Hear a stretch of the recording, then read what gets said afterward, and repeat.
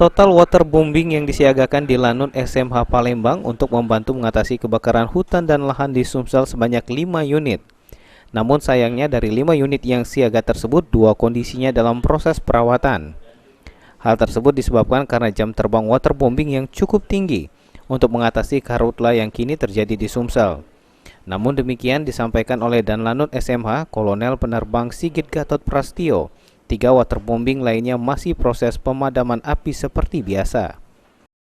Ada 2 pesawat waterbombing dikarenakan jam terbang yang cukup tinggi itu saat ini sedang dalam perawatan, namun 3 saat ini semuanya sedang beroperasi.